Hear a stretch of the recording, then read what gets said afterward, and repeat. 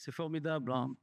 Vous avez l'habitude, le silence. It's wonderful. You're used to it. Silence happens. It's the first time, the first year when suddenly everything becomes peaceful and everybody's listening. We're very happy to receive Sergey Radchenko today.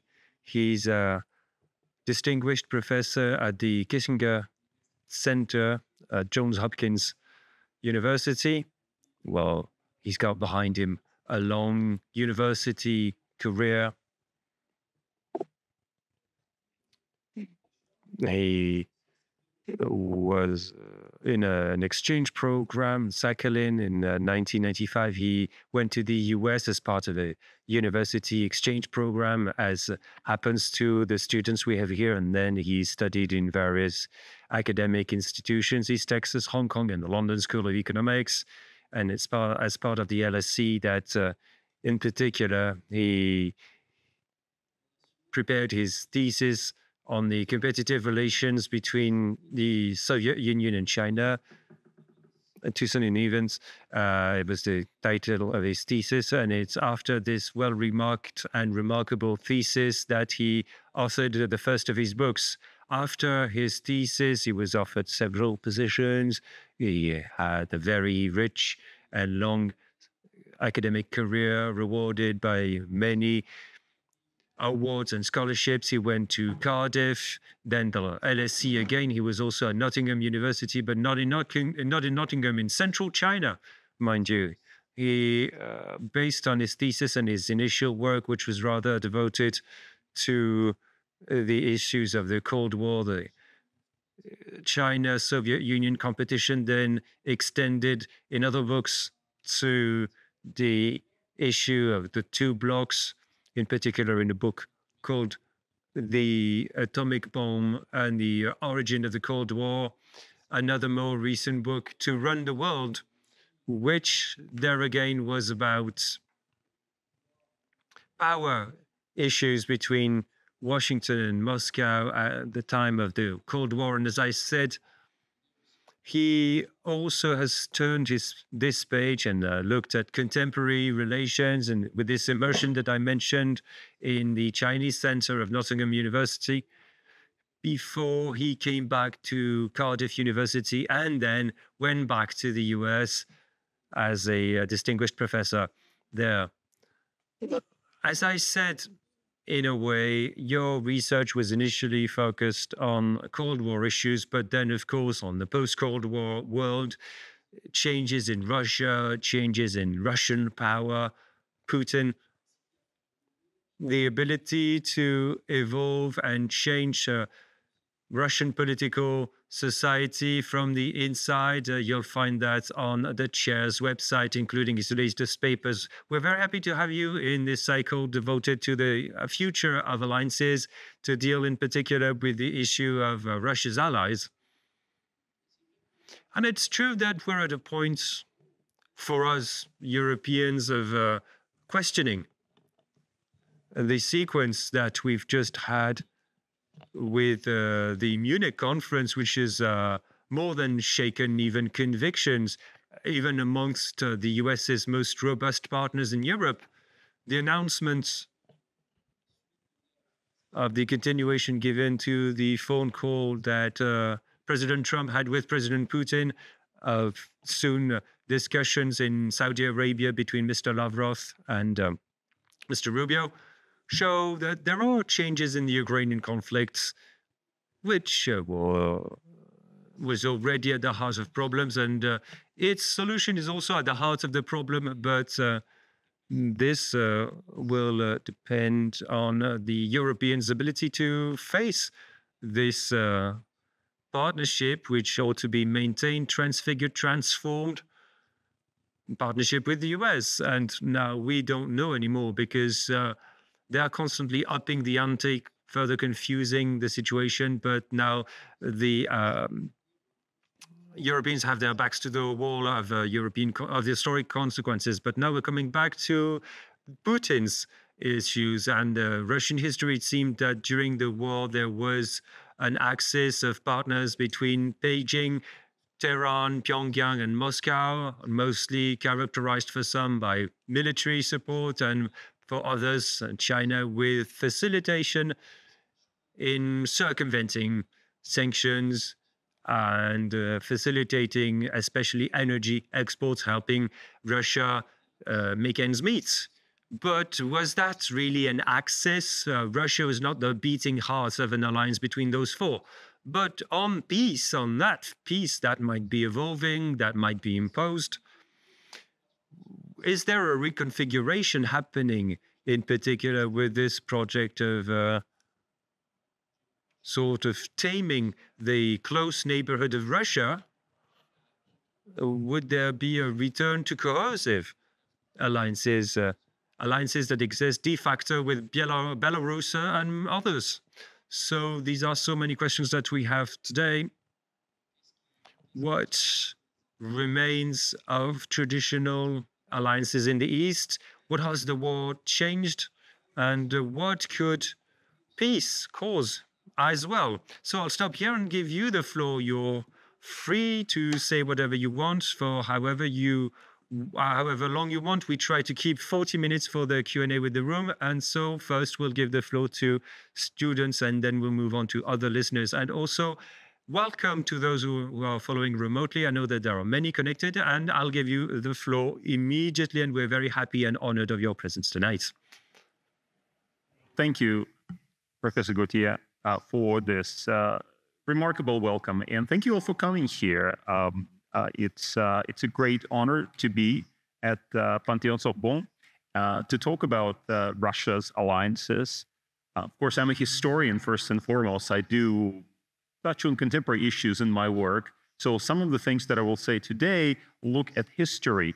I'm not particularly good in terms of talking about the future of alliances. Historians have trouble enough understanding what happened in the past without trying to predict what is going to happen in the future.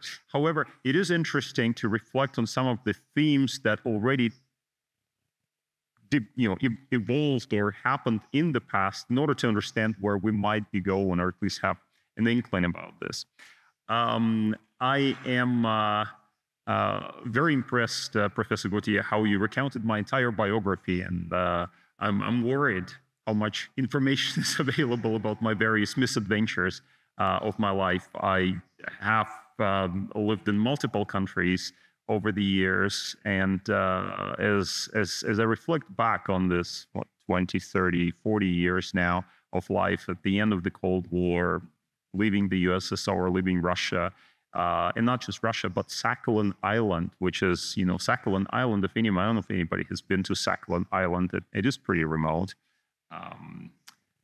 And going to the West and discovering a very different world, but then leaving the West and actually going to China and spent many years in China.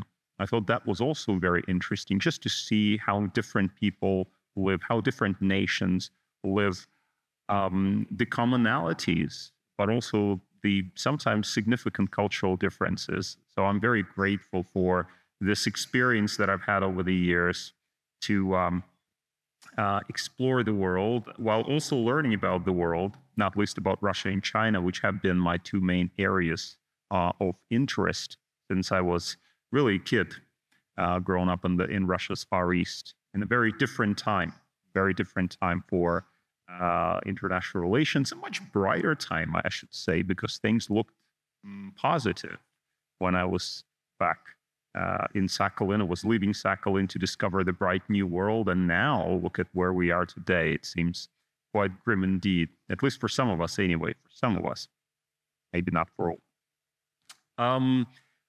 What I propose to do in preparation for this speech today, I actually wrote out my remarks, which is very unusual for me. I rarely do that. I'd say I never do that. I never do that. Why is that? Because I just prefer to ramble. But because there is interpretation involved, I was worried that my rambling would confuse the interpreter. So therefore, I wrote out a little speech in which I will talk about various aspects of Russian foreign policy. But I think later we can then open the conversation more broadly and talk also about China, talk about North Korea perhaps, talk about a broader range of for the different participants in this various alliances or alignments that Russia is having with its neighbors and partners. I would like to begin by citing to you a post on the social media of Donald Trump on February 12th, 2025. Many of you have seen that.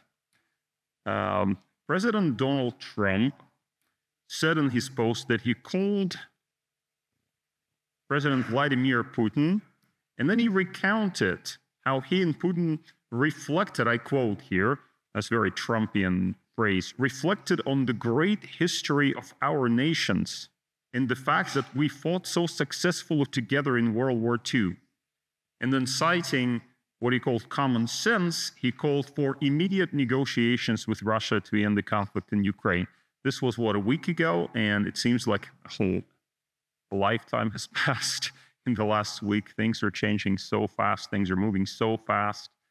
In later comments, Trump spoke disapprovingly of the decision to exclude the Russians from G8 or G7, adding that he'd like to see them return. He has also called for a summit with Putin. The American president clearly thinks that Putin has been mistreated. And if only he was respected and recognized for the great leader that he is, if only his security concerns were taken into account, many of the problems that plagued Russia's relations with the West would have been avoided. Of course, the war in Ukraine would never have started, as Trump likes to say, would never have started if he was president. So it's all about respect, kind of respect that you give to your adversaries. Trump's approach has rattled the Europeans who feel excluded naturally and blindsided by the president's diplomacy. By contrast, Putin sees an opportunity. He has long claimed that Ukraine has no agency in the conflict, that they're basically puppets, that the war is in fact between Russia and the West, and even within the West, of course, it's not Europe that matters. It's the United States who are the real masters. Europeans are just puppets for Putin. And so he has sought direct talks with the United States. Speaking over the heads of the Ukrainians, speaking over the heads of the Europeans makes Putin feel grander, makes Putin feel stand tall and proud.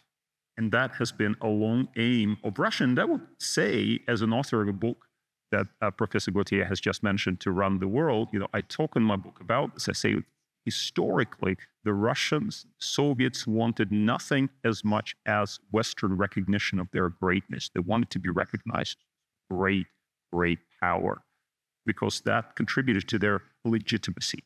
And so Putin wants that. He wants that to speak over the heads of the Europeans, to speak over the heads of the Ukrainians, directly with the United States, because the Americans are the boss. That's how he sees things. Such negotiations, with their promise of a broader Russian-US rapprochement at the expense of Ukraine and Europeans, would support Putin's ambition of returning Russia to the high table of global politics, not because he was asked to return to this high table, but because he seized the place he deemed rightfully his. This was not noticed at the time. I don't think anybody has written about this, but the conversation between Trump and Putin came one day after, guess what, anniversary? Very interesting. It came one day after the 80th anniversary of an important event called the Yalta Conference, 80 years ago.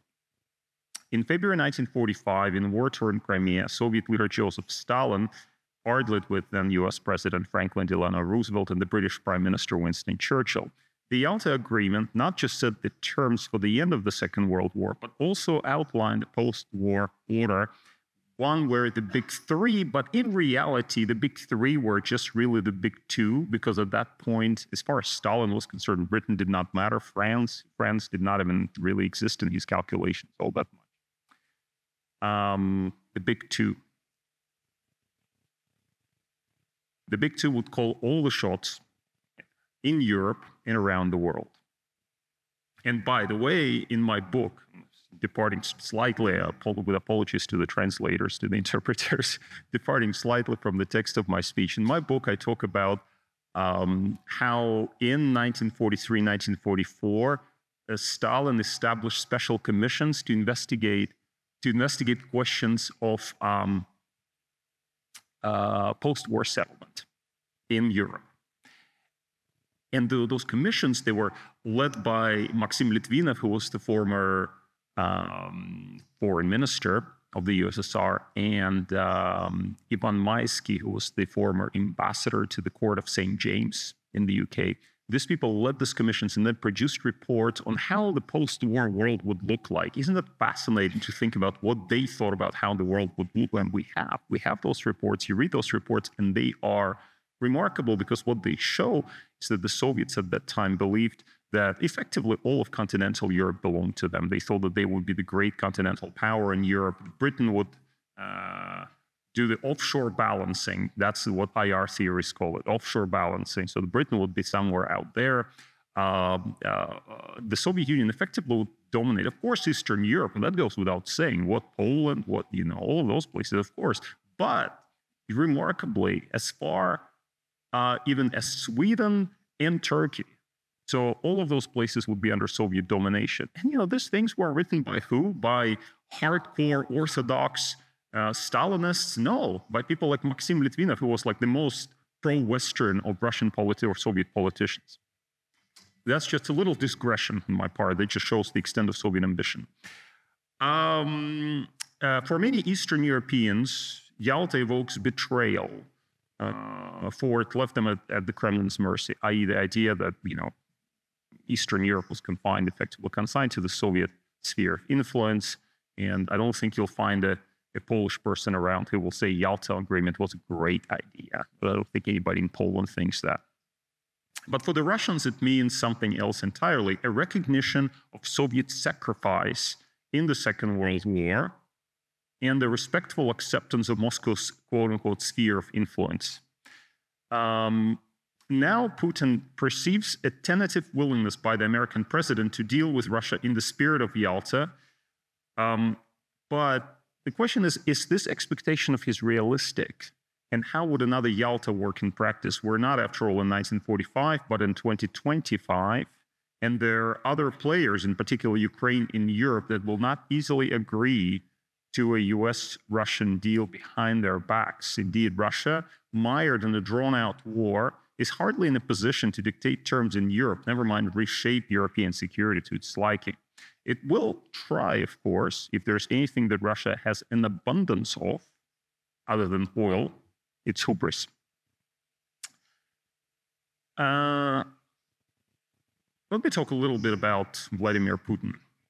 Vladimir Putin was at a KGB outpost in Dresden, East Germany, when his world and that of his compatriots suddenly disintegrated. The collapse of the Berlin Wall on November 9, 1989, followed in short order by the meltdown of the East German regime, put in question the legitimacy of the Soviet military presence in the country. Mikhail Gorbachev soon realized the German reunification, which he thought Europeans would oppose, was practically inevitable. He really counted on the European opposition to German reunification. He really thought that the British Prime Minister Margaret Thatcher would oppose it. He really thought that the French president, François Mitterrand, would oppose it. Nothing like that happened. But in reality, of course, Germany was going to be reunified. And if that happened, what would happen to Soviet troops in Germany and to the entire Warsaw Pact, of which the GDR had been the crown jewel? Gorbachev's initial insistence was on making sure that reunified Germany would be neutral. He also had another idea of reunified Germany being anchored in two alliances, so it would be both in the Warsaw Pact and in NATO. It's very difficult to imagine how this was supposed to work. But at least this was his idea for a time. And he believed that he could trade his blessing for reunification, for German Chancellor Helmut Kohl's agreement to take Germany out of NATO. In an effort to appease Gorbachev, U.S. Secretary of State James Baker proposed on February 9, 1990, that while Germany would stay in NATO, I quote, there would be no extension of NATO's jurisdiction for forces of NATO 1 inch to the east. That's a very famous or infamous remark that he made. It was also reiterated by other American policymakers, but also by Kohl on the following day. The Americans almost immediately walked away from this promise.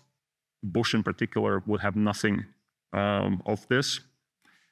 And it's important to know that this promise of not 1 inch was never formalized in any agreement. Still, it would later be cited by Vladimir Putin as an example of Western perfidy. You promised, but look at this, extended NATO to the east.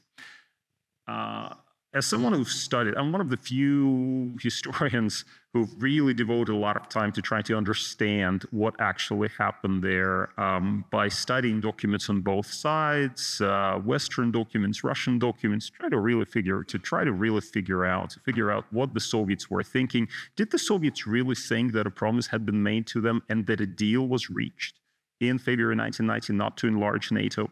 And I argue actually in my book that this is not the case, that the reality is more complicated. Gorbachev continued to insist well into the spring of 1990 that Germany, even if it was reunified, would have to stay out of NATO or at the very least be anchored in both military blocs. He said so publicly, for example, in his interview on March 6, 1990, whereas on April 2nd, 1990, he instructed his foreign minister, Eduard Shevardnadze, to tell the Americans the Soviet Union would not, and I quote, put up with an effective Anschluss of the GDR, and that they would oppose Germany's membership in NATO. Why is this significant? I'll explain why this is significant. If there was a deal in February 1990, if there was a deal on the table and Gorbachev accepted the deal, then later, if NATO enlarged, Gorbachev, look, you broke the terms of the deal. But if you look at what Gorbachev was actually doing after February 1990 until all the way into the spring of 1990, you see that he continued to insist on Germany being out of NATO. He did not accept that deal. That's the point. Now, that of course requires a lot of deep reading of materials, especially on the Russian side. It's sometimes difficult to explain to even, audiences who understand this question, the minute details of this, and so much easier to do what Putin does, and to say, look, there were promises because look at this, there's this conversation with Baker, and doesn't that say that there was not 1 inch promise? Well, yes, it says that in the conversation, but it's much more complicated. History is always more complicated than it seems in, Putinist propaganda. Anyway, Gorbachev finally gave in on the question of German reunification and in particular its involvement in NATO, its membership in NATO. That happened during his summit with George Bush in Washington in May, June 1990, where he basically said, okay, let the German people decide. Let the German people decide. Of course, they'll decide to be in NATO. There's no question about that. By the way, Bush was very surprised. Gorbachev's advisors were very surprised by, they felt that he gave away Soviet positions. Did he have better options? Well, on April 18, 1990, one of Moscow's leading German hands, somebody called Valentin Falin, sent his boss a memorandum in which he argued that the Americans had been, I quote, spoiled by the Soviet side flexibility, good faith, and agreeability on the German question. The West is outplaying us, Falin continued, when it promises to respect the USSR's interest, while in practice, step by step, shutting our country out of traditional Europe. So his advice to Gorbachev in April 1990 was to keep the troops on the ground in East Germany, use the leverage provided by those troops on the ground, and then the Americans will take you into account. You've got the military occupation of the country. But there were also other viewpoints, and one that I found particularly interesting was the viewpoint of Anatoly Chernyaev. Some of you may have heard the name. Anatoly Chernyaev was Gorbachev's foreign policy aide. He was, by the way, a World War II veteran himself. So he should have appreciated the importance of Germany, et cetera, for Soviet security, et cetera, how it goes. But in fact, nothing of the kind. He wrote a memorandum to Gorbachev saying, actually, it's not the troops in Germany that matter for our security. We are a nuclear power. Who's going to invade us? Who is going to invade us? Why does it matter where we have troops in Germany or not? And it seems that Gorbachev shared this kind of mentality, and so ultimately he gave in on this question, not that he had much of a choice. But it highlights an important issue when we talk about security, and I hear about security all the time. Oh, Putin is so concerned about his security, the Kremlin is so concerned about their security, and so on and so forth. Security is not an uncontentious subject. Security is actually something that is different in the eyes of different people. So you could have two Soviet bureaucrats, you could have people like Stalin saying, oh my God, we cannot leave Germany because that is terrible for Soviet security. And you have another one who says, actually, who cares? Let's just leave Germany. We have nuclear weapons. Who's going to invade us? You know, that is very important. That is very important because you can interpret security in different ways.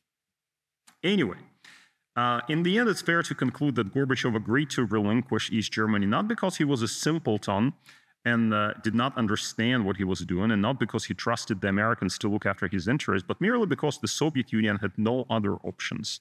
The empire was nearly bankrupt and was already falling apart. President Bush understood this very well, telling Helmut Kohl in February 1990, and I quote, we can't let the Soviets clutch victory from the jaws of defeat. Kohl agreed, though in the end he also provided generous financial inducements to Gorbachev, which of course did not preclude the Soviet Union from falling apart, alas. It was thus that, as Robert Gates later recalled, the Kremlin was, quote unquote, bribed out of Europe. The final page of the story of Russian presence in Germany was written on August 31st, 1994, when the last Russian troops left Berlin. Russian President Boris Yeltsin stood there with Kohl to oversee their departure. This occasion is particularly well remembered because this was the occasion when Yeltsin, who became quite drunk, grabbed the baton and decided to conduct the orchestra. And so we all remember that.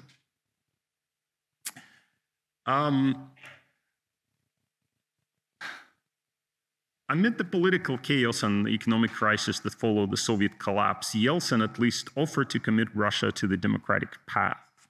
Yet his brutal crackdown against the Russian parliament in October 1993, followed by a constitutional overhaul that strengthened the presidency, appear in retrospect as first steps on the slippery slope that led Russia into its present predicament. You don't hear that much, and of course, it's very difficult to, you go back to 1993 and you think, okay, who do you sympathize? The confrontation, the constitutional crisis, who do you sympathize with? Is it the guys in the parliament who were basically either communists or fascists, a combination of the two? Or do you sympathize with Yeltsin? Of course, at the time, the Americans said, I got, as my colleague Mary Saroti likes to say, a drunk Yeltsin was much better for the Americans than any other alternative sober when it comes to Russia. But anyway, the Americans backed Yeltsin. But that's really difficult choice. That's really difficult choice. And if you look back on that period of time, you start to wonder whether that is the time where Russia really started to veer off its course, because you have a president that basically shuts down the parliament and imposes a new constitution, which strengthens his powers. And we thought it was a good bargain at the time. Some people thought, others thought that it was terrible. And it may have paved way to Putin and his autocracy. Anyway, Yeltsin expected the United States at the time to accept Russia as one of its key partners. He had a pretty good relationship in the early 1990s with Bill Clinton. It was called the Bill-Boris relationship, and they appeared in public and many times, sometimes with Yeltsin quite drunk. But everybody delighted in this wonderful relationship that they had.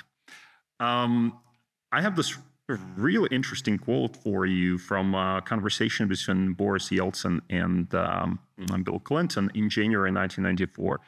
Yeltsin said, "There should be a kind of a cartel of the US, Russia, and the Europeans to help ensure and improve world security." Isn't that interesting? Even after the Cold War, Yeltsin continued to think that Russia belonged to some special group of powers that would be able to shape, or deserves to be able to shape security architecture, not just in Europe, but in the world. It's very important. But above all else, one thing that Boris Yeltsin wanted to do was to join NATO. In fact, I was just a few days ago, I was in London looking at the newly declassified materials at the UK National Archives. And lo and behold, there's a conversation there with Boris Berezovsky. Remember Berezovsky, one of the oligarchs, key oligarchs that later fled Putin, settled in the UK. The conversation is at the height of his power. So basically in like 1998. And Berezovsky has this long discussion of how it's so important for Russia to join NATO. And I'm reading that. Really? Even Berezovsky. But in the early 1990s, it was Yeltsin. Yeltsin was really pushing for Russia to join NATO, appealing to Clinton about this. The idea, by the way, was not new. Did you know that already in May 1990, when Gorbachev saw that his whole ploy about Germany being anchored in the Warsaw Pact and NATO, all of that was falling apart already in the spring of 1990, he became quite desperate. And in May 1990, he reached out to Secretary of State James Baker, and he said, "Can you please accept us into NATO? We want to be in NATO." That's May 1990. We still have the Soviet Union, but Baker at that point said, he basically ignored. He didn't say anything actually to this. And Gorbachev kept praising this, and Baker just ignored. Anyway, so for Gorbachev at least, this Soviet Union joining NATO would have solved the problem of Moscow's exclusion from the security structures of New Europe, but that was a clear non-starter for the United States. The collapse of the USSR did not change anything, so Yeltsin's pleas about joining NATO fell on deaf ears. Instead, US policymakers resolved to enlarge NATO into what until recently had been the Warsaw Pact. There were actually good reasons for doing so. The East Europeans clamored to join NATO, suspecting, justly as it turned out, that Russia's imperialism and chauvinism would yet return. And we have those records of discussions between people like Lech Walesa and Bill Clinton, where Lech Walesa says, don't trust what the Russians say. They're actually imperialists. They'll come back. We have to take us into NATO now. We'll be safe. Who can blame him? Who can blame him, given the history of Polish relations with Russia? Yeltsin dreaded the prospect of enlargement, and in December 1994, in a famous speech, he warned Clinton that Europe is in danger of plunging into cold peace. He said in the big conference of the OC, history demonstrates that it is a dangerous illusion to suppose that the destinies of continents and of the world community in general can somehow be managed from one single capital. Yeltsin's rhetoric here was remarkably similar to the kind that Putin would adopt in later years as he protested against American unilateralism, one for one. In fact, when you read something like that from Yeltsin in 1994, you think, wow, that sounds just like Putin, although it was much earlier, right? So you see there are interesting continuities. However, Yeltsin's options, like Gorbachev's, were quite limited. He could not prevent the Eastern European countries from joining NATO. All he could was to vent his frustration with Clinton. When the American president was in Moscow for the 50th anniversary of the Victory Day, that's in May 1995, Yeltsin told him, Clinton told Yeltsin rather, that NATO enlargement was going to happen despite Russia's objections. And Yeltsin protested that this was, quote unquote, nothing but humiliation for Russia. Curiously, he did not talk about security. It was not about security, this question of NATO, Russia joining NATO or Russia not joining NATO, or other Eastern European countries joining NATO. It was prestige. NATO enlargement entailed a further reduction of Russia's standing in Europe. Instead of being the cornerstone of the European security architecture, Russia was being consigned to the margins of Europe, a position Yeltsin deemed incompatible with his country's claims to greatness. Yeltsin's consolation prize was the creation of the NATO-Russia Council, which even Clinton admitted had no veto power over NATO's decisions. More significantly, however, in 1997, Russia was admitted to the G7, a sign of Clinton's special indulgence for Yeltsin's broken kleptocracy. that's, of course, later Russia was expelled from G7, as you know, as a result of its annexation of Crimea. And we now have Trump saying, please come back, or something like that. We'd like to see you back, which I don't think is going to happen because, at this point, Putin would not see it as compatible with his dignity to return. But for Yeltsin, it was very important when Russia joined G7 in 1997. But Russia's relations with the United States never returned to their honeymoon of the early post-Soviet years. They were plagued by growing mistrust over issues like NATO enlargement, and in particular, of course, over conflict over Kosovo, which is a whole another story. I don't really have time today to go into it, but maybe we can return to it later. Anyway, Yeltsin's bid for membership in the quote-unquote Western cartel met with mixed success. His turn towards China was in many ways more consequential. The rapprochement between Moscow and Beijing predated Yeltsin. In fact, it began in the early 1980s, partly because at the time, both the Chinese and the Soviets felt dissatisfied with their relationship with the West. The Soviets were facing isolation. The tone had broken down. They had invaded Afghanistan. There was the Polish solidarity crisis, the sanctions against the USSR. Basically, the Soviet leaders, okay, maybe the Chinese are not so bad after all. Look at what's happening. So let's see if we can talk to the Chinese. So they turned towards the Chinese, and the Chinese, for their part at that time, also had their own problems. And so this massive confrontation with the USSR, which required resources, commitment, etc., that was not in their interest. And Deng Xiaoping felt that perhaps they should de-escalate with the USSR. But the Sino-Soviet normalization was a drawn-out process, and it was only in May 1989 that Mikhail Gorbachev finally traveled to Beijing to turn the page. Deng Xiaoping at that time told him that although each side accused the other of ideological trespasses, especially in the 1960s, remember that quarrel between China and the USSR about who was the better Marxist? Well, it turned out all of that was rubbish.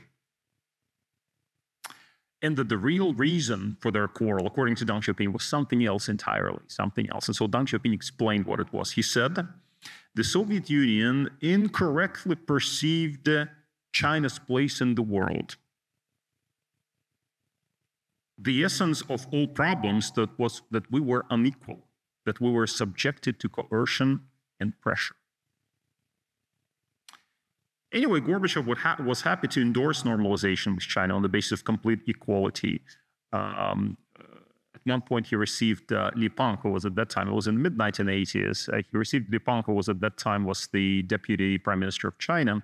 And Li Peng said, okay, we're ready, we're willing to normalize relations, but you know what? We don't want to be treated as the younger brother of the USSR. And Gorbachev said, God save us from having any younger brothers. We're just happy to normalize on the basis of equality. And that is important. That is important to understand how Sino-Soviet and Sino-Russian relations developed in later years.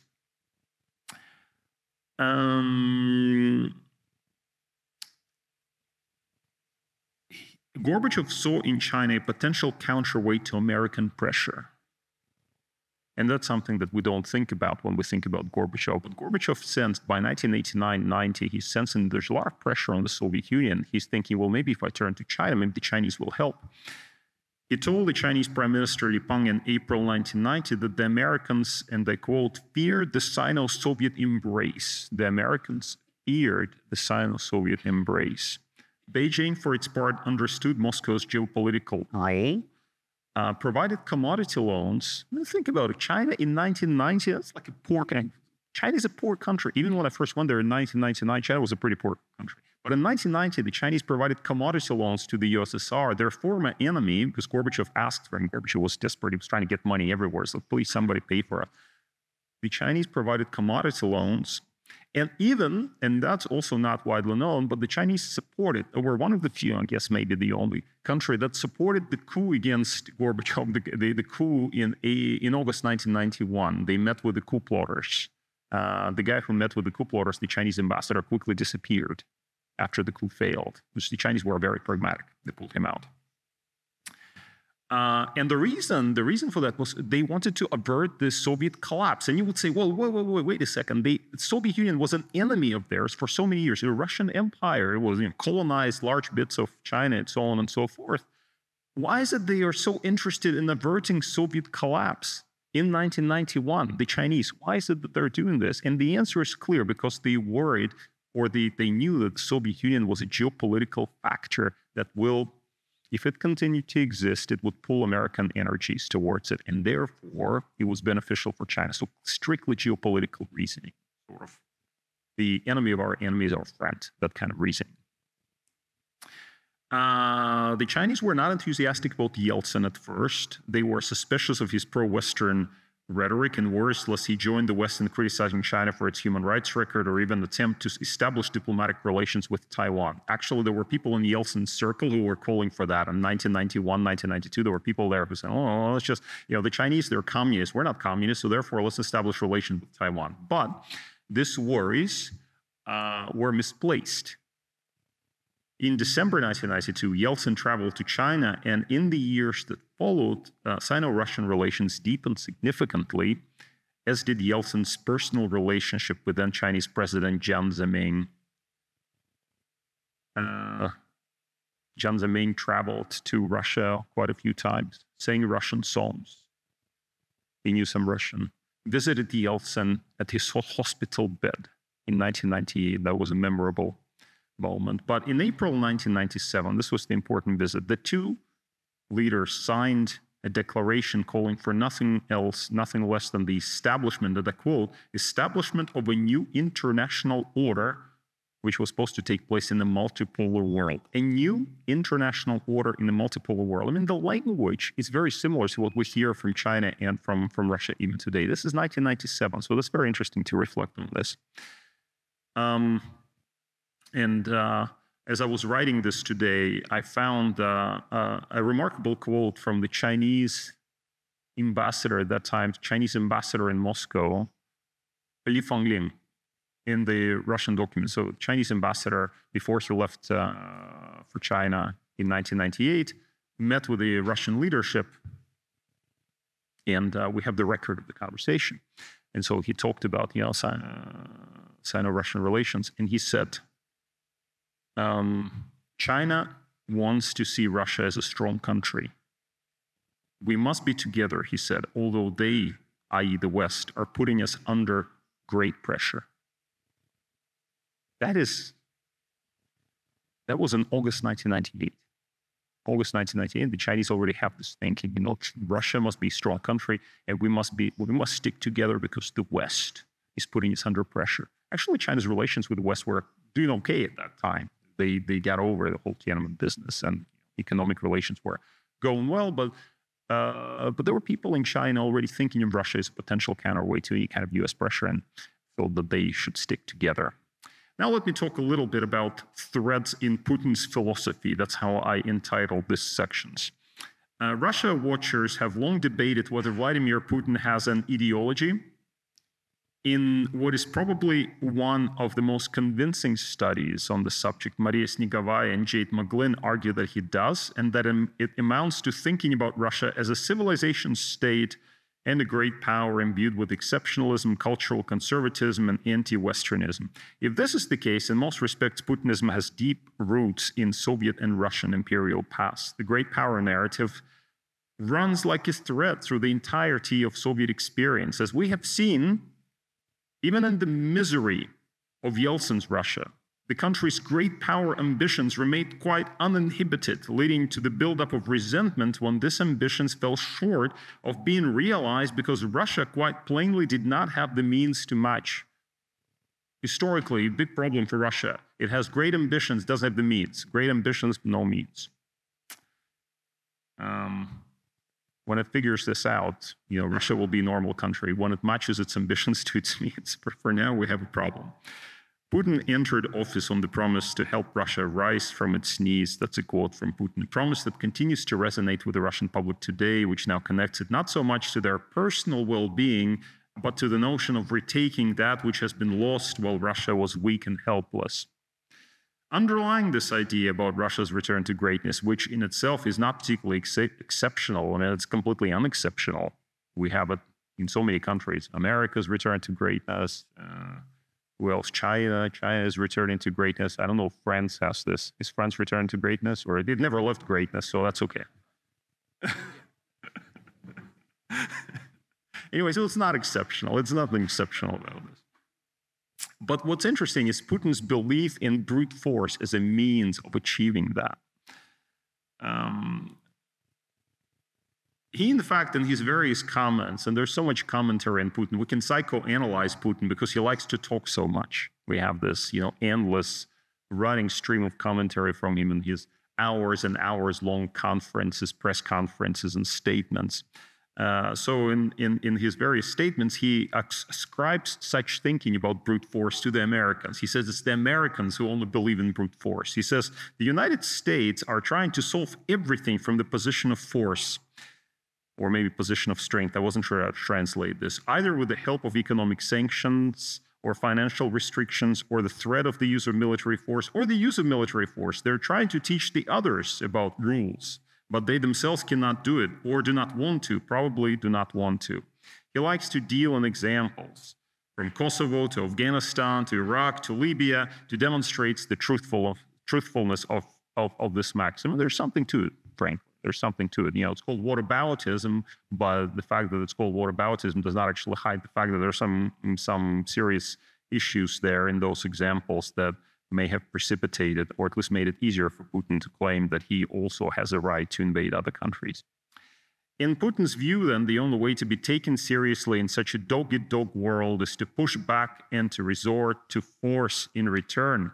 There are remarkable parallels here to the way that Joseph Stalin thought about the United States in the immediate post-war years. He thought that any Soviet concessions to the Americans would be interpreted as a sign of weakness and lead to more pressure. There's actually a remarkable set of documents that are in the Russian archives, which I was able to access. Sadly, I think, all of this stuff will be closed now. I was probably the last person that was able to access.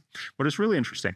In September 1945, there was the conference, October 1945, there was the conference of foreign ministers in London, which is one of the first post-war conferences where they were deciding post-war issues.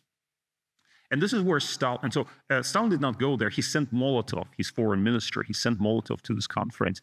But what's interesting, that's why it's remarkable for historians, because it opens a whole page into a whole world, into how Stalin thought about, relations with the United States, is that Stalin sent daily telegrams to Molotov. Because otherwise we don't know how he was thinking. But because Molotov was remote, he had to instruct Molotov by telegrams, and Molotov responded every day. So we have this conversation between Molotov and Stalin, when in September 1945, fascinating, just after Hiroshima, after all of that, and it's a remarkable reading. Basically, Stalin tells Molotov, no concessions whatsoever, on nothing, not even a small issue. You cannot make any concessions. Because, why? Because the Allies will think that he still called them allies. The Allies will think that basically you're making concessions because you're weak. And then he said in one memorable telegram, he said, the Allies are pressing on you to break your will. You must display complete obduracy. In other words, no concessions. Still, you might say, well, Stalin, he was so tough. But we must not misread Stalin, nor must we misread Putin, because in reality, Stalin, conscious of Soviet weakness, the fact that the Americans had the atomic monopoly, feared war with the United States. He treated very cautiously, for the most part, backing off when faced with likely American response. For example, I just give you a few examples, because people have this idea that Stalin was just relentless expansionist, wanted to take over the world. In reality, when he faced pressure, he backed off. A few examples. In mid-August 1945, Stalin wanted to occupy northern Japan, Hokkaido. He wanted to occupy Hokkaido. And proposed that to Truman, say, we're about to land on Hokkaido. And Truman fired back saying, there's no way, you're not doing that. And Stalin backed off. Why? Good question, right? Good question. You can different interpretations here. Maybe he still wanted cooperation with Truman. Maybe he just thought, the Americans, they have atomic bombs. Maybe we should not mess with them. So that's one example. Other examples where he backed off included Iran in 1946, where he pulled out troops from the occupation of Iran. Some other examples I have here. Right, he also miscalculated in some cases. So, for example, he authorized Kim Il-sung's invasion of South Korea, which was interesting because for many months, Kim Il-sung, the leader of North Korea, would go to Stalin, say, "Comrade Stalin, we want to invade South Korea. We'll have a revolution there the next day. We'll win. It'll be so easy. Everything is going to be fine." And Stalin said, "No, you're not allowed to do that. You're not allowed to. You're not allowed to do that." And then suddenly he changed his mind. It was in January 1950. He changed his mind. And so historians have been trying to figure out why he changed his mind. Well, we now know, at least in part, because it transpires, and you can read about it in my book, the new book that just came out, that Stalin, the Soviets intercepted they decoded American cable traffic, not just between Moscow and Washington, but basically worldwide. They figured this out. And so somehow they received cables that were sent between Douglas MacArthur in Japan and Washington, which suggested to them that the United States was not going to fight for Korea. I mean, that was also in line with some of the public statements, like Dean Acheson said this was outside the American defensive perimeter. So there was he basically got America. He got America wrong. He misread what was going to happen. Putin, too, tends to use force only when he senses the absence of the West's resolve to defend the status quo. Ukraine, as we know, was one such situation. The Russian invasion is now widely perceived to have been a case of failure of deterrence. And yet, there's something else that contributes to Putin's confidence and to his willingness to test the boundaries of the permissible: Russia's nuclear arsenal. There's nothing new here. It was Nikita Khrushchev among Soviet leaders who first embraced the political advantages conferred by nuclear weapons. Khrushchev recounts that in his memoirs. He said he instructed scientists to give him a report on what nuclear war would look like. He received the report, and it was much worse than he feared. He actually wrote back to the scientists, said, "Is that really that bad?" And Igor Kurchatov, who was the head of the Soviet scientific program, wrote back to him saying, "It's much worse. It's even worse than what we wrote." And so Khrushchev said, "I could not sleep for several nights until I realized that I will never have to use these weapons. And then I could sleep again." But then how did that impact Moscow's foreign policy? Well, we have this remarkable memorandum from Nikita Khrushchev to his Presidium colleagues in December 1959, which said, "How can a country or a group of countries in Europe attack us if we can literally wipe these countries off the face of the earth with our atomic and hydrogen weapons? As we have seen, the nuclear revolution impacted the way the Kremlin perceives its security, or at least some people in the Kremlin perceive its Soviet security, contributing ultimately to such decisions as the pullout from Germany." I mentioned Chernyaev's views on this. But it also emboldened Soviet and later Russian decision makers to act more rashly on the understanding that they had the protection afforded by their nuclear arsenal. For Khrushchev, this meant adventuristic policies from Suez in 1956 to Berlin in 58-61 to Cuba in 1962. For Putin, this meant that he could use Russian nuclear weapons in the game of brinksmanship with the West, a game he was certain he would win. Why? Because he sensed that Ukraine was never as closely tied to American or even European core interest as it was to his. Not all were as certain as Putin. Russian commentators and experts, people like Sergey Karaganov and Dmitry Trenin, lamented the fact that Russia's nuclear saber-rattling was not being taken seriously in the West for some months. Some of you probably follow those debates. Russian thinkers, people like Karaganov say, we need to just have a nuclear war with the West, then they'll be afraid of us. Dmitry Trenin wrote that we need to, quote unquote, bring the fear back. But in fact, despite these worries on the part of Karaganov and Trenin, all indications actually point in the other way, and that is that the West was deterred by the threat of nuclear escalation and probed Putin's red lines only very, very carefully and slowly. We're still far from fully understanding what happened during the nuclear scare in the fall of 2022. It's a very interesting story.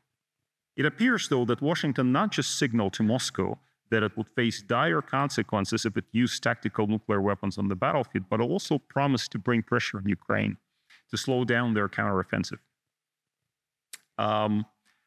if it seriously threatened Russia's hold on the occupied parts of Ukraine. Okay, let me talk a little bit about the invasion of Ukraine, and I'm coming close to the end here. If there was one utterance that revealed Putin's underlying rationale for invading Ukraine, in my view, it was a comment that he made during his press conference with President Emmanuel Macron on February 7th, 2022, so that's before the invasion, pointing out how President Vladimir Zelensky would have to carry out all the provisions of the Minsk Accords. Putin said, literally, whether you like it or not, you'll have to do it, sweetheart. It sounds more reasonable, I guess, maybe in English. In Russian, it sounds completely crazy. Commentators were prompt to point out that Putin's allusion here was probably to a song by the 1990s punk rock band Red Mold, which contained references to rape and necrophilia. What followed was a rape of Ukraine, a brutal invasion aimed not just at returning this country into Moscow's sphere of influence, but also demonstrating to other would-be detractors that Putin took his quote-unquote sphere of influence seriously and was willing to engage or to challenge anyone who trespassed on his turf. Now, other reasons have also been offered to explain Putin's invasion, ranging from ideology, i.e. his conviction, which he expressed in his various publications that Ukraine does not exist, or that it's historically part of Russia, and so on and so forth, to security, i.e. that great powers just generally tend to invade their neighbors. We have some particular IR scholars who actually take this view, to even arguments that it was connected to domestic concerns, i.e. that he was, by invading Ukraine, he sought to consolidate his grip on power and to suppress domestic dissent. The evidence for this last proposition, i.e. that he was trying to consolidate his grip on power, I think is particularly thin. There is no evidence that he was worried about any kind of domestic detractors or domestic protest ahead of his invasion of Ukraine. But on the whole, it's fair to say that the Russian invasion of Ukraine was what's called overdetermined, i.e. it had multiple overlapping causes. So beware when somebody tells you, oh, I know why Putin invaded Ukraine, unless they have a direct direct wire to his mind. Because usually historical actions are complicated, right? There's a variety of reasons, imperial reasons, ideological reasons, as I mentioned, what's related to imperial reasons, security reasons. This whole business of, well, show Zelensky, he cannot, he has to take me seriously because I'm the boss here. This logic actually comes from the 1990s Russian criminal world. You have to show, and Putin was, of course, connected to the Russian criminal world in the 1990s, not directly, but so different overlapping causes. But there's something else that shines through, something deeper that speaks volumes of Putin's vision for Russia and his own historical legacy. And this revelation came in one of Putin's recent lengthy press conferences, where, following the question from BBC's Russia's correspondent Stephen Rosenberg, some of you know Steve, that force of nature, Stephen Rosenberg basically asked Putin, do you feel safe now? Ukraine is sending drones to Russia. You said that it was for Russia's security, and you feel safe now. What Putin could have said is he could have said, yeah, it was, you're fighting this war for the security of Russia, NATO enlargement, yada, yada, yada. And John Mearsheimer would have been very happy if he heard that. But unfortunately, it says something else. He said, we were being shown our place. I can tell you unambiguously. Everything was so polite, but in principle, we were always shown our place by the West. That's how he explained. This idea that Russia was denied that which was rightfully hers predates Putin. We find echoes of it in Stalin's pushback against what he perceived as US pressure, in Khrushchev's boastful claims that he would bury the West, in Brezhnev's search for the West's acceptance of a permanent division of Europe in the context of the so-called Helsinki process, and in Gorbachev's and Yeltsin's resentment at being refused a special position in Europe that Moscow had deserved by virtue of various historical achievements, in particular its victory over Nazi Germany. Russia, in historical terms at least, is a declining power that traffics in oil and resentment. Both commodities sell well, to be sure. Putin's anti-American crusade, in particular, has won Russia a certain degree of admiration in the global south, where the Russian president is seen as something of a Robin Hood figure. His challenge to the West is indeed almost Nietzschean overtones: unbridled will to power, a will to prevail over decadent West, cowering helplessly amid all the glittering treasure. Meanwhile, more than a year into Russia's invasion of Ukraine, in March 2023, Chinese President Xi Jinping turned up in Moscow for talks with Putin. The Chinese, who, so it now seems, were not forewarned about the invasion and who have since stopped referring to their partnership with Russia as a no-limits partnership. They used to. Now only the Americans refer to it as a no-limits partnership. The Chinese no longer use this phrase. But still, they have proved to be reliable comrade in arms to Putin in building up the kind of a new international order that Yeltsin and Jiang Zemin could have never aspired to. And as Xi Jinping was about to get into his car after meeting Putin, Xi turned to his quote-unquote dear friend. He calls him dear friend. Putin also calls Xi Jinping a dear friend. At one point, he tried to call him comrade, but Xi Jinping does not reciprocate that. Actually, I was in China recently. I asked my Chinese interlocutor, why is it that Putin calls him comrade and Xi Jinping does not call Putin a comrade? And you know the answer that they gave? They said, that's because Putin is not a communist. Reasonable. Maybe that's the reason. Anyway, so Xi turned to Putin and said that there were changes afoot unseen in the century, and that the two of them were driving these changes together. They were driving these changes. The Russians and the Chinese have referred to in their statements to democratization of international relations and have criticized the American hegemony. They defend the need to rewire the global economy in a way that would decrease the power of the US dollar, which they see as a key instrument of advancing the American hegemony. Putin likes to talk about that. Putin's, we're bringing down the US dollar. My funny anecdote about this is recently they had the BRICS summit in Kazan, and there was an English website for the BRICS summit, and they had explanation for people traveling to Kazan. And the explanation said, make sure you bring US dollars because you will not be able to use your ATM card. And this is, the BRICS summit that is supposed to end the power of the US dollar. Right. They agree on the need to bring the United States down the peg or two.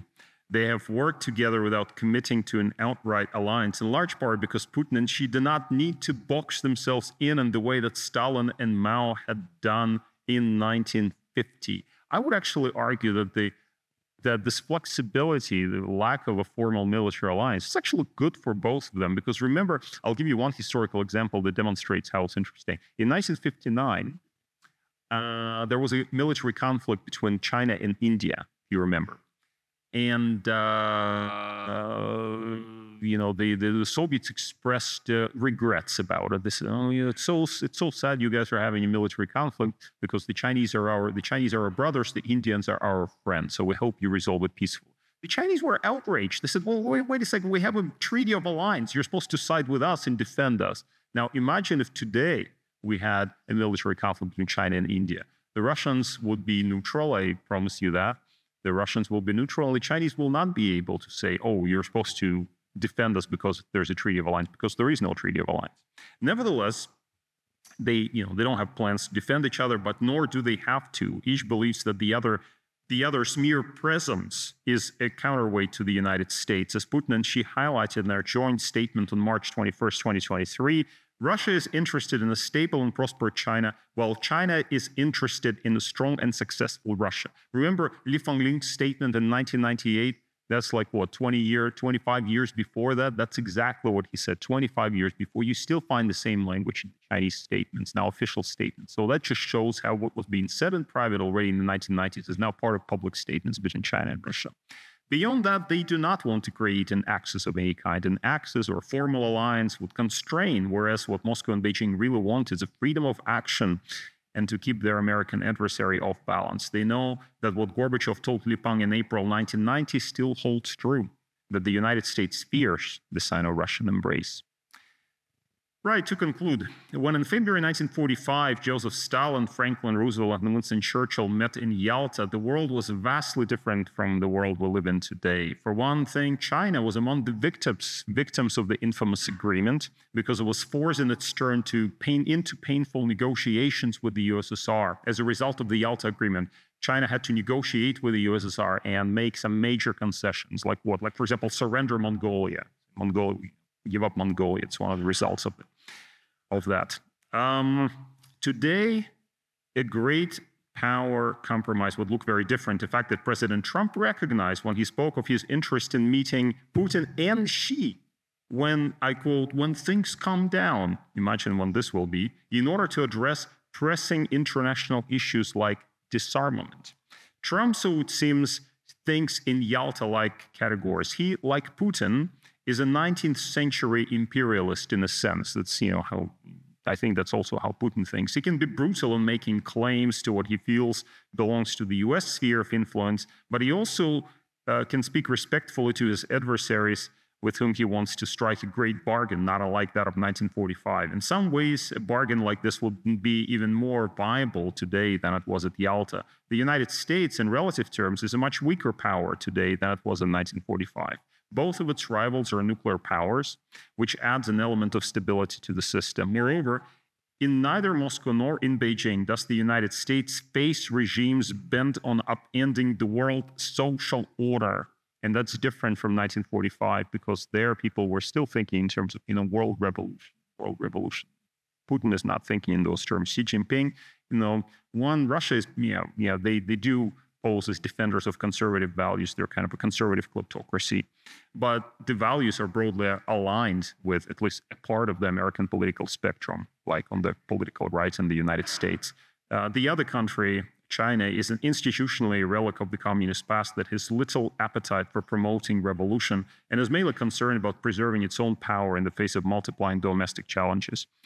But there are also significant challenges in the way of another Yalta, none greater than the agency of Ukraine and Europe. The Russians have long dismissed both as mere American puppets and have sought to bypass them altogether while solving all the major issues directly with the United States. Trump's recent willingness to reciprocate aligned with Russia's expectations. But even as the United States and Russia have renewed contact and are tentatively exploring options for ending the war in Ukraine, Europeans are beginning to work together to construct and defend an alternative vision. Today, President Macron has called a summit of European leaders in Paris. They have gathered to discuss how Europe can react to the brutal geopolitical changes unfolding in real time. Their vision and their resolve will help decide whether the world returns to some version of Yalta or whether there are better options in store. Thank you. Sergey.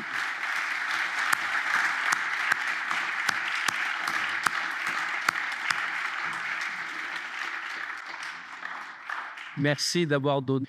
Thank you for giving such historical depth to the questions that we have now. Before I give the floor to the room, it's true that from your thoughts, there's a question, there's a comment that leads me to think after the fall of the Berlin Wall in the early 1990s, it felt as if we wanted to escape a sort of fate, which meant that in Europe, after peace treaties, we would have the next war. So in a way, Yalta would pave the way for the Cold War, as the Frankfurt Treaty did, or the Versailles Treaty.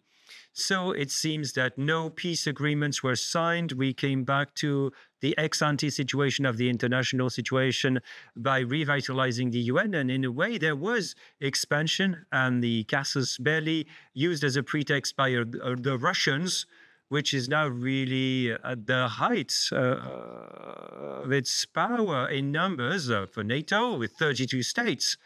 And this security organization, in a way, has won over all the other structures, the ones that were imagined, as Gorbachev said in his discussions, the Russia, NATO partnership, OSCE, and so on, solutions that did not work out, that weren't able to create a robust security architecture in Europe.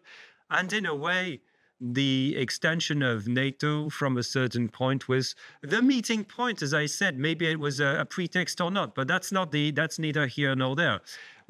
seen it's challenged from within NATO by what Trump said it was unimaginable, but NATO is still NATO. And so it was at the beginning the casus belli for this war, and in any way, that's going to be deeply transformed necessarily in the peace conclusions and peace guarantees that will be offered. Will NATO transform? Will it be more Europeanized? Will the Americans give guarantees or not? That will be a key question that we might ask ourselves. What were we not sufficiently conscious about in that there were reasons we didn't want to provoke the next war by overly rigid rules, but no, it's the opposite. It was a defect in the architecture that caused this war. And could this war produce anything else that what you were describing in negative space in a way? You talked about a cold peace as the first step, a sort of new Cold War, but that would only oppose the Europeans and Russia. That's the question. What would this war produce beyond the very direct consequences for Ukraine and Russia, for Putin's power?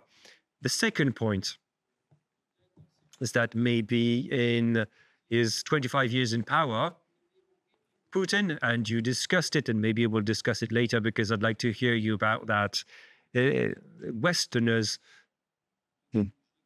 treated that as purely ideological and propaganda. But Kosovo excluded the Russians from a settlement, and the direct tit-for-tat answer is that when we did the same thing 10 years later in Georgia, we only did what you did in Kosovo. And so then you can see how by leveraging this non-collaborative example, the Russians used that to promote more and more aggressive policies. So Crimea and then the Ukraine war.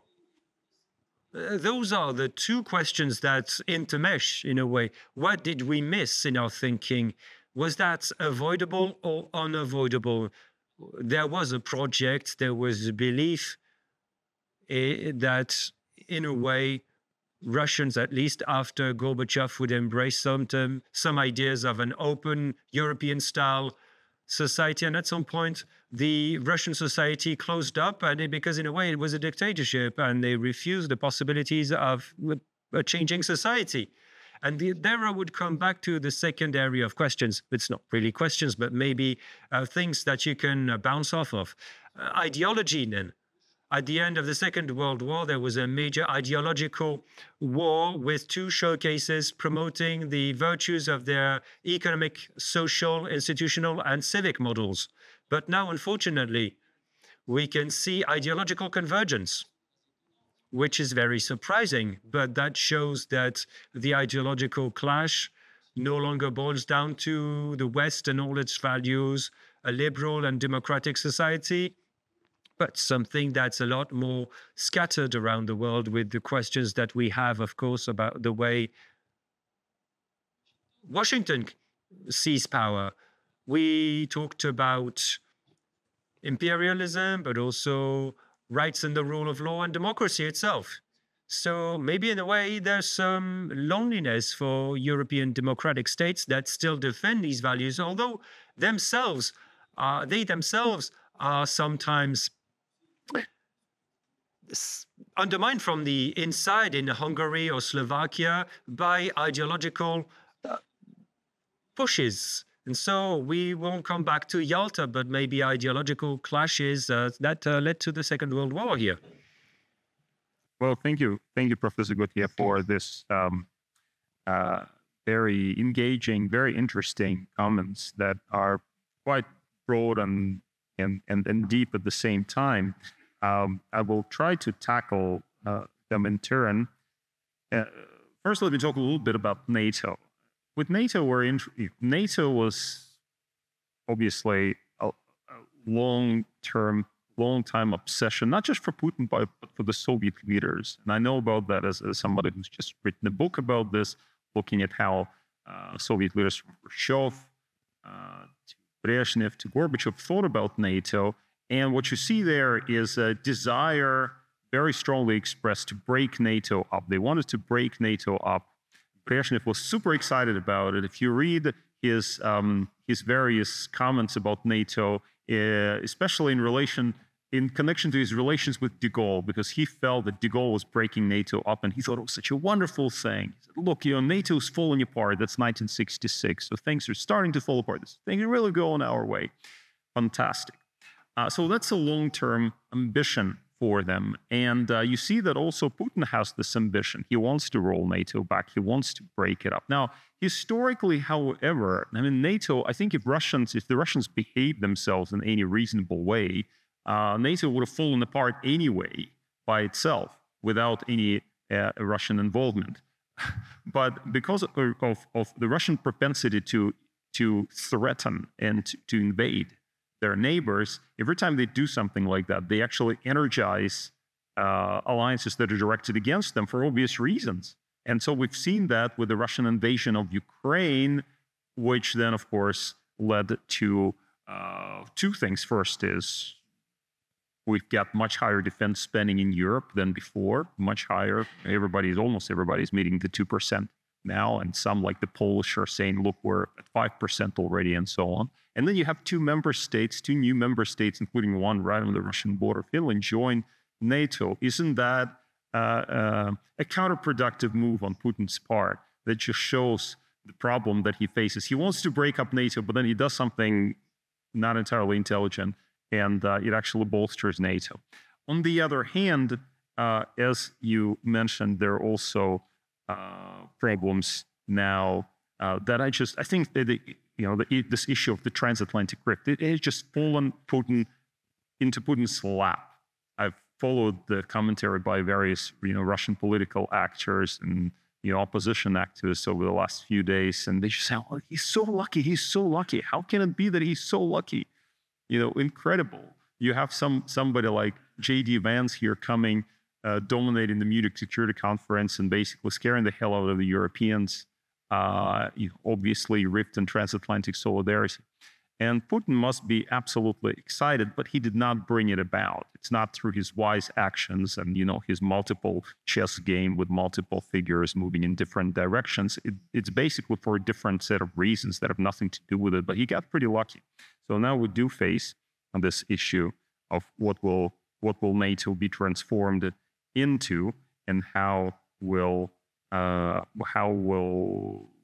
we see, how will things change at the end of when the war in Ukraine ends? And the question is also how it ends. That's a big question, because we're not certain about this, right? We're talking about peace talks now that are supposed to unfold.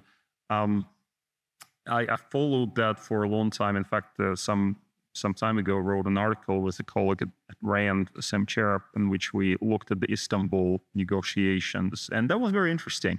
If you look at the multiple drafts of what the Russians and the Ukrainians discussed in Istanbul in the spring of 2022, what you see there are the kind of demands that the Russians are likely to make. And this is not just territory, which they, obviously stuff they occupy already, but also the territory that they annex and do not yet occupy. They formally annexed, but do not occupy, but also demilitarization. In Istanbul, one of the main issues for them was the fact that, they demanded 85,000 troops for Ukraine. That's nothing. 85,000 troops for Ukraine. How can you defend the country like that with 85,000 troops? The Ukrainians wanted a lot more. They could not agree on this in Istanbul. The Russians also wanted a bunch of other things. Ukraine staying out of NATO, permanent neutrality, the kind of guarantees that would be completely ineffective, i.e. that Russia would be able to veto at any time.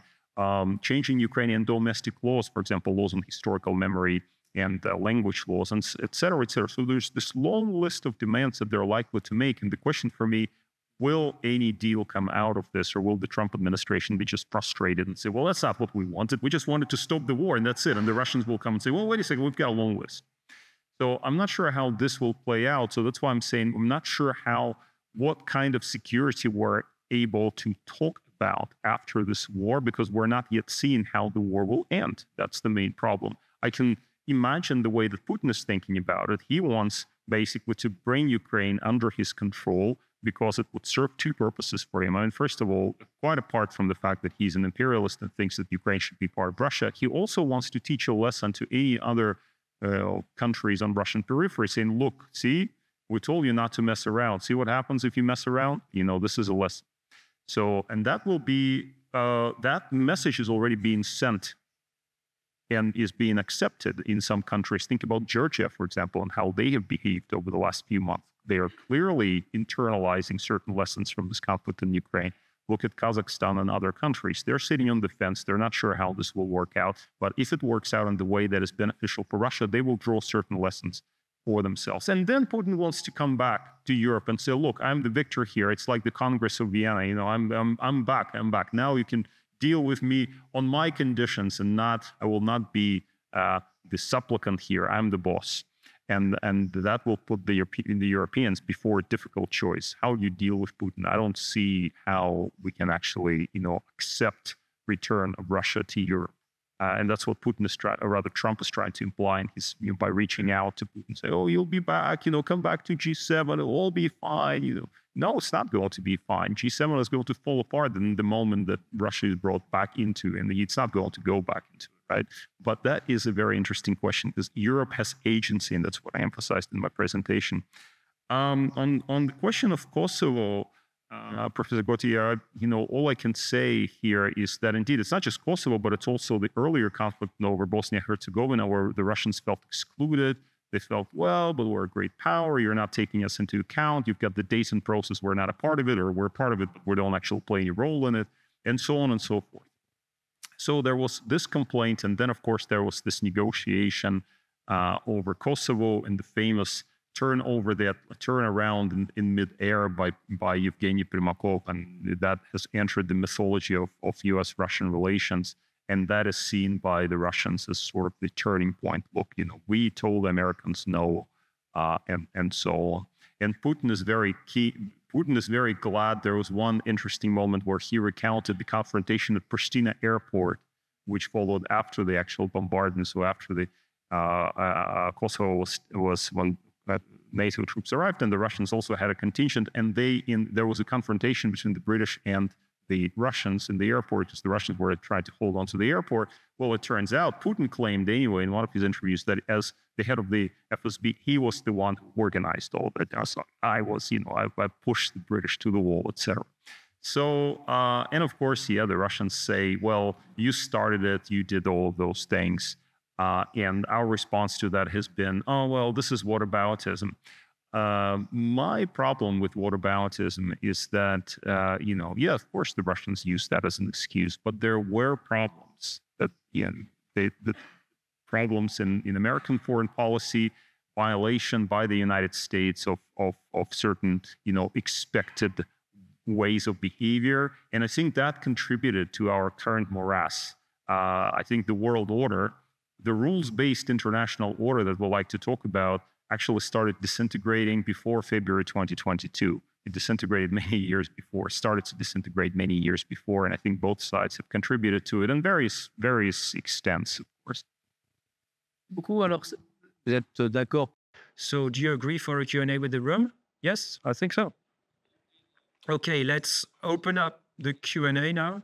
Starting with students, please raise your hand, especially if you're way up there and I can't see you because I'm blinded by the spotlights. Yes, sir, please. First question, we'll take a couple of them first. Please, go ahead. Good evening, sir. Thank you so much for your talk. I wanted to know whether you had studied, and if so, what you thought of the elements used by Russia now, by the government, in terms of domestic Ukrainian policy. For instance, the fact that Ukraine is led by a neo-Nazi junta, and the idea that a large part of Ukraine naturally wants to become Russian again, the idea that Zelensky would be illegitimate. What do you think about these arguments which are now used by Russia? Thank you. Another question? Yes, sir, up there. Good evening. Thank you for being here. I wanted to ask you, in a scenario where there would be a collapse or at least a Russian instability as we saw it in the 1990s, how could we get out of this situation, out of 250 years of Russian imperialism? What could we do to avoid that we end back in the same situation after 30 or 40 or 50 years with threatening Russia? Thank you. Another question? Yes, please. Could you please bring a microphone? We'll take this first block of questions. Could you please tell us what could happen to relations between China and Russia in case there was a potential rapprochement between the US and Russia? Je vous laisse répondre et les étudiants préparez votre... I'll let you answer, and then students, could you please think of the next questions? Thank you for all those questions. So excellent questions. So I guess the first question about the Russian arguments that Ukraine is led by neo-Nazi junta, that Zelensky is illegitimate because he is because they did not hold elections. This is interesting. I've thought about that for a long time. In connection with writing that article with Sam Cherubin about the Istanbul talks, because we were trying to understand whether this issue of denazification was actually a real thing or just some kind of bizarre propaganda trick. Were they really concerned about this, or were they not concerned about it?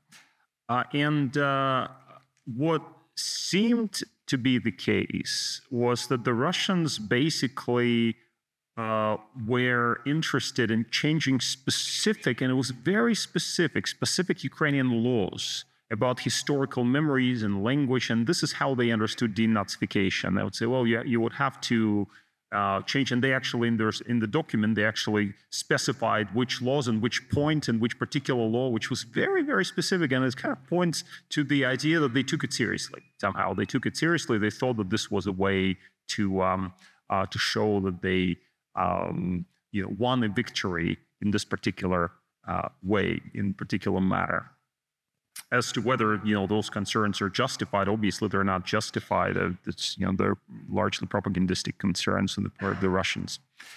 The question of what to do, can Russia collapse, etc. That's a difficult question, right? Russia seems eternal until it no longer is. And then suddenly it falls apart in 3 days, and that is an interesting question. Remember when we had Yevgeny Prigozhin's mutiny, and everybody was holding their breath and, oh my God, what's going to happen? What's going to happen? How could it be that he was taking over such large, or was able to launch this gigantic march on Moscow? And of course, if he did not stop, who knows what would have happened? I myself have worries about Russia's situation. It's a multi-ethnic, religiously diverse country. When people talk about decolonizing Russia, and sometimes you see they produce a map of Russia cut up into these little slices with different flags and so on and so forth. I think, what are these people thinking? It's actually a very complicated country, and if you have a far-ranging civil war going on in Russia, I don't think anybody in Europe will think that this is a particularly good idea. So I think we have to be mindful of that. When the Soviet Union collapsed, everybody was saying, oh, look, this is so peaceful and so wonderful. It's the first time a great empire collapses without consequences. Well, I think we're living through some of those consequences now, and it just shows how difficult these processes may be. So how can we mitigate it, and how we can avoid it? I don't think we know how. The Russian opposition, some of them are based in Europe, are offering their vision of how Russia could turn, in a parliamentary republic, decentralized, and so on and so forth. I don't know how realistic this is. I'm struck when talking to Russians in Europe about how often they have a kind of naive understanding of how things will turn out in Russia, and how they quarrel among each other all the time and saying, well, we have to do this, we have to do that. It's such a mess. I've actually distanced myself from this conversation now. Don't really take part in any of them. It almost reminds me of that time in post-revolutionary Russia where all the Russians were hanging out here in Paris, all the wonderful Russian aristocracy, and dreaming about how they would come back to Russia and make it a wonderful place. And then how long it took before, how long transformation actually took. So I don't know how to answer this question. The third question, actually, I think I know how to answer. That is an easier question, far easier question. So China and Russia have learned something from their years of bitter confrontation, which at one point actually came to a full-blown war in 1969. They were fighting over little islands on the river that divided them, and also in Central Asia. And the thing that they learned was that it's probably not a good idea for these two countries to fight each other. It's probably a better idea to have a positive relationship. I would imagine that even if Putin was run over by bus, not like he walks in the street, but suppose that were to happen, and somebody more reasonable, some, let's say, liberal, came to power in Russia, this person would value relations with China and seek to maintain good relations with China and not turn their back on China. Yeltsin is a good example. Yeltsin started out as almost a radical liberal in the early 1990s, but immediately turned back to China, saying, actually, China is very important to us. We want to have a good relation with China because of our deeply beneficial economic ties to both sides, because of historical reasons, because of strategic reasons, and so on. So that said, the fact that Putin burned bridges to the West and has become so indebted to China for so many things, the fact that China is supplying, China's market is very important for Russia's hydrocarbons, China is supplying him with dual-use technologies and so on and so forth, that is not a good position to be in. So he would like to gain some leverage. So with Putin reaching out, rather Trump reaching out to Putin, that is great for Putin because he will pocket all the American concessions and turn back to China and say, hey, I'm more important now. So we can deal, we can have a more equal relationship, because the Chinese are also pushing their advantages. We can see over, in gas pipeline negotiations and so on. So I don't think that the idea to do Kissinger in reverse, there are some people in Washington who like to talk about doing Kissinger in reverse, improving relations with Russia to undermine China. You would not believe how popular this idea is in Washington. Say, people, you don't understand how this works. When Kissinger did his when he reached out originally to the Chinese to kind of form as almost a coalition against the Russians or the Soviets, the Russians and the Chinese already hated each other. They were fighting a war already between one another. So it was a totally different situation. Today, they love each other, dear friend, comrade, etc., etc. You cannot pull them apart in this sort of way. What I see is the Chinese doing applying Kissingerian approach in their relationship to Europe and the United States. Now, they have learned lessons from Kissinger, or maybe from their ancient history as well, where you can, use barbarians to oppose barbarians. But you could see that in the remarks of Wang Yi at the conference, the Munich Security Conference. You listen to it. I don't know, some of you will probably heard Wang Yi's speech, which sounded almost more reasonable than quite more reasonable than what the American vice president said in his speech. And so that is a charm offensive. So the Chinese are now doing that. They're playing the Europeans and the Americans against one another, trying to exploit their differences. But I think the Americans appealing to the Russians to try to fix differences with them to oppose China, that's not going to work, for reasons that I explained. Merci. Je ne vais pas oublier les internautes, parce qu'on les oublie souvent. Donc, il y a deux questions qui sont posées par... Now, questions from the web. Who will ask the questions that have been sent on the web? Go ahead. Can you hear me? Yes. There is a question from the web. What are the solutions that Europe could offer to be an actor for peace on its own continent? Yes, another question. Thank you for your talk tonight. In your papers, you talked about the need for true humiliation to transform Russia. assuming there was a frozen conflict in Ukraine showing the limitations of Russian military power, maybe we could see an overcompensation response that would lead to accelerated military modernization, and they would look for more robust alliances in Moscow. So maybe the scenario would pave the way for future confrontations. Thank you. Any more questions from the room? Yes, please. Alberic, and then the gentleman at the top.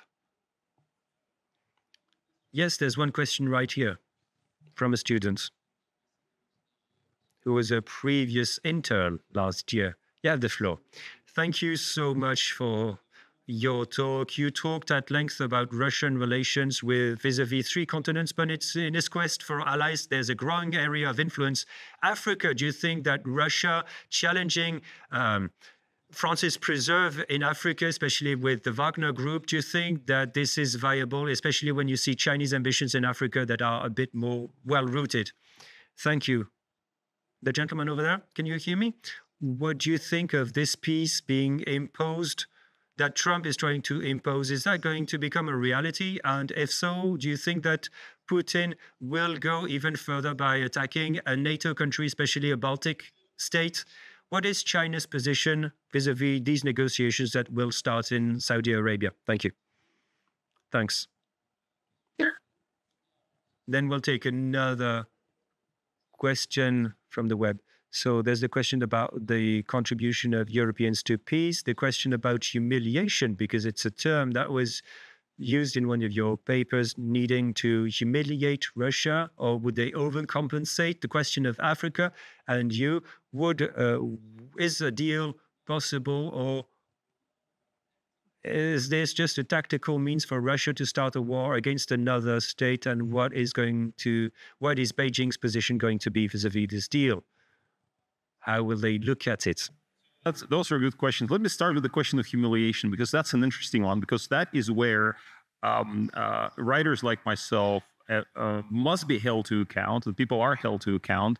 And the particular reference here is to a paper that I wrote in The Spectator, again, some years ago, in the immediate aftermath of Russia's invasion of Ukraine, which was titled something like "Russia Must Be Humiliated in order to understand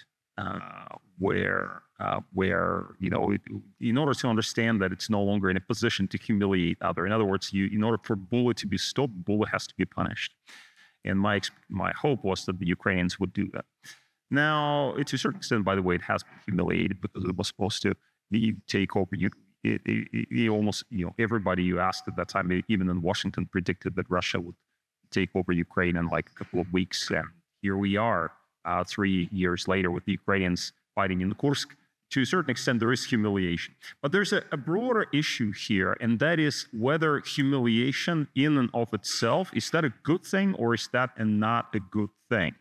And I tackle this issue at length in my book, where I try to understand whether, humiliation creates resentment, which then leads to pushback, or whether it's better to indulge, whether it's better to do what Trump did the other day in his tweet, saying, "Oh, you're such a great leader, you're such a great country, we fought together in the Second World War, let's be friends," and so on, and hope that this would be enough. And I don't know the answer, because, one of the things that comes with this is are greater demands by the other side. So they're indulged. They think, okay, we're so special, but now we want more. We want more, which is why this approach is a little bit unstable. And it's in particular difficult in cases of great power rivalry. My case study for this was the détente experience between the Soviet Union and the United States. I mean, one of the things that Brezhnev really wanted in the early 1970s was recognition by the United States. You recognize this as basically he wanted a condominium. He wanted to rule the world. That's why my book is called To Rule the World. It's actually called from Brezhnev. We wanted to rule the world together with the United States. Solve all the problems. You basically call us together. We'll sort out. The Europeans will sort them out. Middle East will sort them out. Africa will sort them out. Who else? China will sort them out. But in reality, any opportunity that Brezhnev got to backstab the Americans, he would do so. And the Americans did the same thing. Kissinger promised him such a wonderful relationship, then went to the Middle East and screwed the Soviets as much as, just basically completely screwed them over in the Middle East. Did the right thing for American national interests. In Latin America, also did the same thing. So that is the tragedy of the situation. Today, it's probably more applicable, I think, to China, because we're talking about this in relation to China. Whether some kind of indulgence of Xi Jinping saying, look, we recognize you're this great leader, it's all fine, we'll share the world, we don't have to go to war against one another, just be calm. Whether this will be enough, or whether in structural terms, this is an unstable relationship, because Xi Jinping will try to take advantage of the other side, and we'll try to take advantage of him. And anyway, even if we try to launch a detente at some point, it's not going to work. So that is a complicated question, and I don't know how to answer this.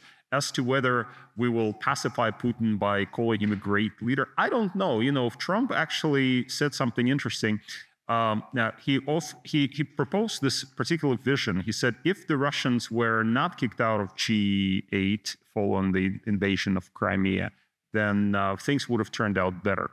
In other words, there was but there are two ways of approaching that. Some people will say, well, actually what we did after the Russian annexation of Crimea was not enough. We should have punished Russia harder. We should have imposed real sanctions and not rubbish sanctions that were imposed. We should have really deterred Putin. And there's another school of thought represented by Trump who's saying, actually, we should have had a negotiation with him and indulge him, and maybe he would have been pacified by this. I mean, this is as old as life itself. Appeasement works or strength works. And how can we strike the right balance between these two? I don't know the answer. On the question of what solution, what could, okay, so now let me go to the Africa, Russia, and Wagner. Africa, Russia, and Wagner. Russia is today obviously present in Africa, certainly not present to the same extent as it was present during the Cold War. It does have lucrative contracts with certain regimes in Africa, but if you study what the authors, there are some Russian authors who have worked with Wagner archives, for example, and have worked on this subject, have written about, they argue that actually in many instances the Russians are in turn taken advantage of by hosts. This, for example, happened in Libya, and they could not. It's not. They tried to manipulate local politics, but in terms they were taken advantage of in their turn. So I tend to be. I won't say that I'm sanguine about Russian presence in Africa. I just don't think that it's such a huge issue as sometimes it is presented. That, oh my God, the Russians are taking over Africa.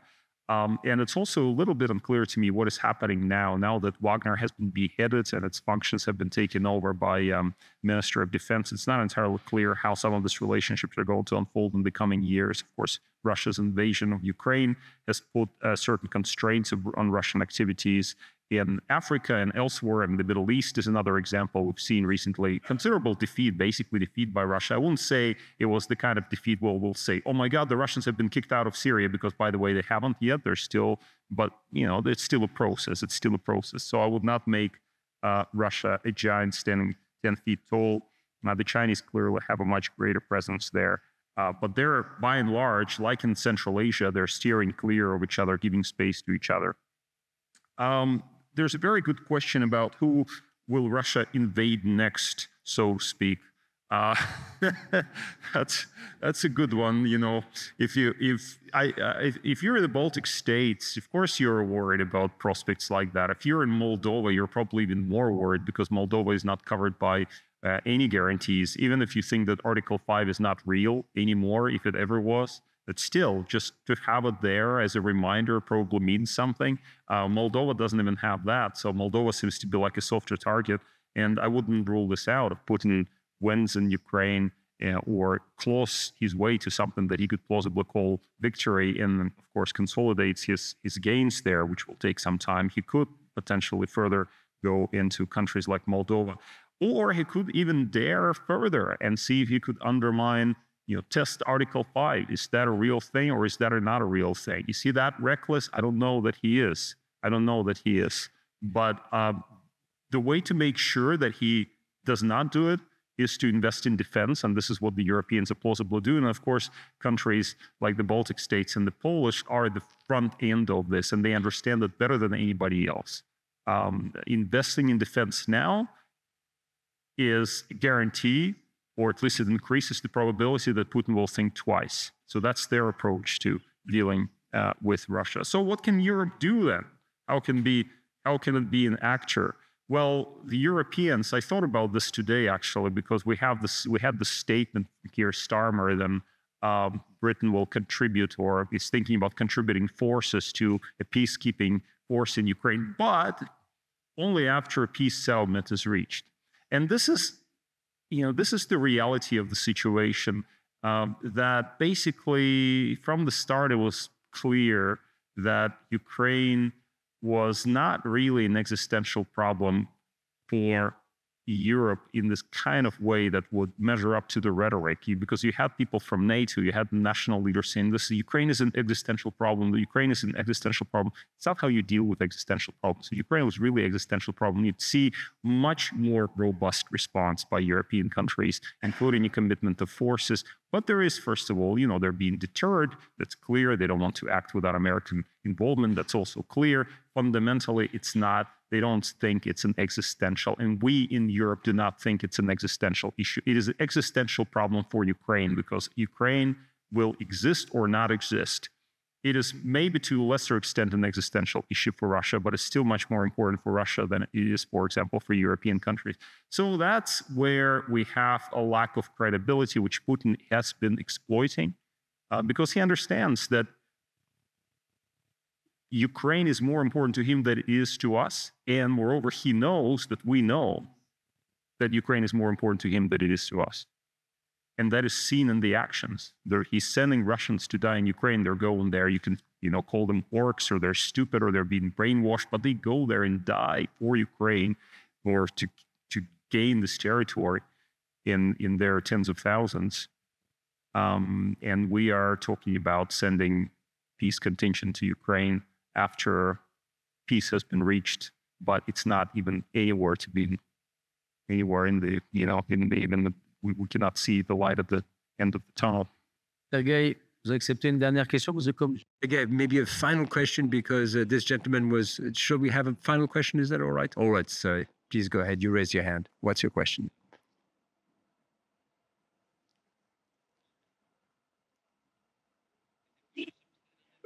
Oh, I can't remember. One of the two. You sort it out. Yes. Good evening. My name is Joan Pirel. I'm grateful for this vision of yours. Do you believe that Vladimir Putin is Lenin's grandson?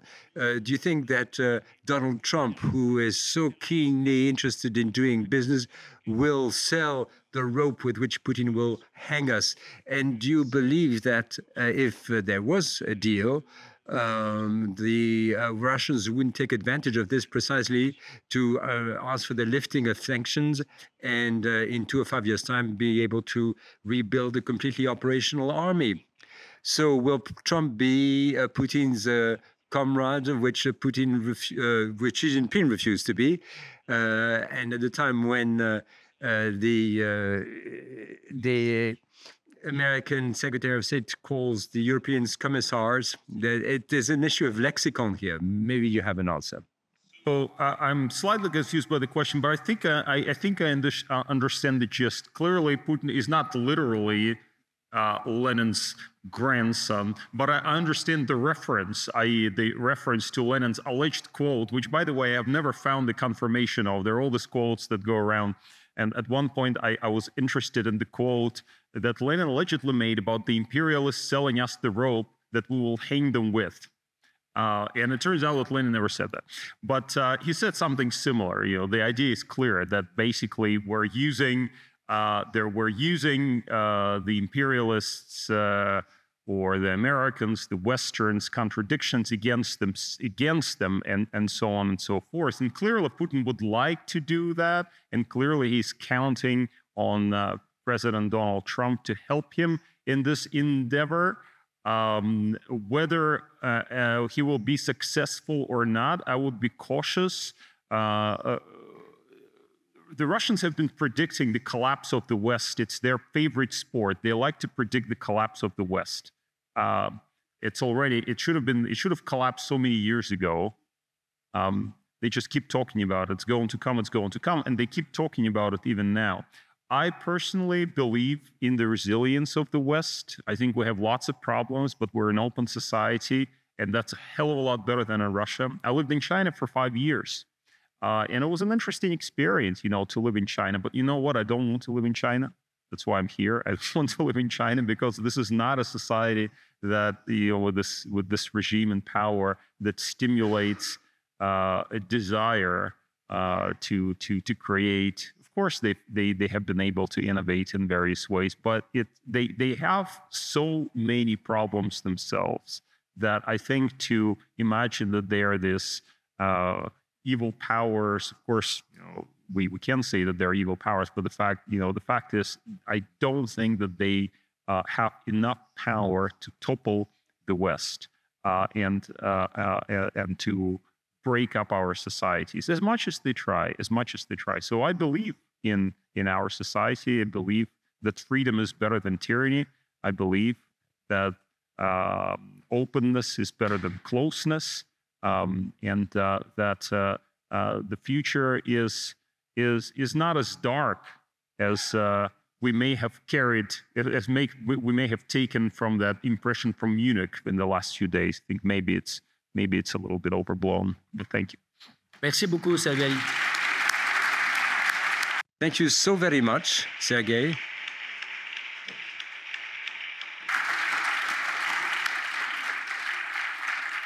La semaine prochaine.